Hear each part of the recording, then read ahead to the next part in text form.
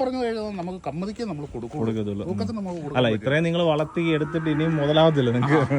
കാരണം ഇപ്പൊ ഞാൻ പറഞ്ഞില്ല, ഈ 1 കിലോ തീറ്റ കൊടുക്കുന്നുണ്ടെങ്കിൽ 1 കിലോ കയറുന്നുണ്ട്, കറക്റ്റ് ആയിട്ട് എടുക്കുന്നുണ്ട്. അപ്പൊ 26 രൂപയ്ക്ക് ഞങ്ങൾക്ക് 1 കിലോ ഇറച്ചി ഇവിടെ വരുന്നുണ്ട്. ഓ ശരി. അപ്പൊ പിന്നെ പോയാൽ പലരും പറയുന്നുണ്ട് പോത്ത് കൃഷി നഷ്ടമാണ്.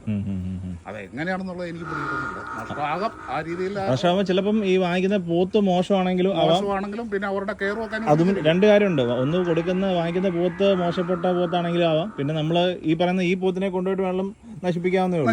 അത് ശരിയാകട്ടോ. കാരണം ഇതെന്ന് പറഞ്ഞാൽ ഇപ്പൊ രാവിലെ മുതൽ ഞാൻ പണിക്കാർ കൂടെ തന്നെ ഉണ്ട്. ഞാൻ വലിയ കട്ടയായ പണിയല്ലെങ്കിലും ഇതിന് എല്ലാ കാര്യങ്ങളിലും ഞാൻ ശ്രദ്ധിച്ചായിരിക്കും. ആദ്യത്തെ വീഡിയോ ഒക്കെ എടുത്ത് നോക്കി. ഈ പോത്തൊക്കെ അതിനകത്തുണ്ട്.